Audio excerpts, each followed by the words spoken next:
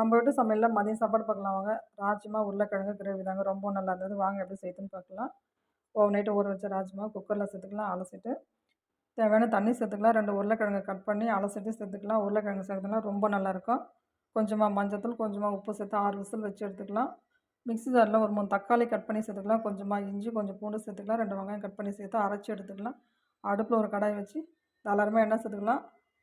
பட்டை, பிரிஞ்சி இலை, கருவேப்பிலை, பச்சை மிளகாய் சேர்த்துக்கலாம். நம்ம அரைச்சி இந்த தக்காளி சேர்த்துக்கலாம். தக்காளி வெங்காயத்தை காரத்துக்கு ஏற்ற மாதிரி குழம்பு மிளகாத்தூள், மல்லித்தூள், கரம் மசாலா, கொஞ்சமாக உப்பு சேர்த்து நல்லா வதக்கி விட்டுக்கலாம். எண்ணெய் பிரிஞ்சு வர அளவுக்கு. இது போல் வந்தோடனே நம்ம வேக வச்ச ராஜ்மா உருளைக்கிழங்கு அதில் சேர்த்துக்கலாம். சேர்த்து நல்லா கலந்து விட்டு ஒரு 10 நிமிஷம் சிம்மில் விட்டுடலாங்க. எண்ணெய் பிரிஞ்சு வந்தோடனே கொத்தமல்லி தழை தூவி இறக்கிடலாங்க. இது போல் நல்லா சூப்பராக இருக்கும். இன்றைக்கி நாங்கள் சாதத்துக்கு தான் செஞ்சோம். ரொம்பவும் நல்லா இருந்தது. இது வந்து இட்லி, தோசை, சப்பாத்தி எல்லாத்துக்கும் நல்லாயிருக்கும். நீங்களும் செஞ்சு பாருங்கள். செஞ்சு பார்த்துட்டு எப்படி இருக்குன்னு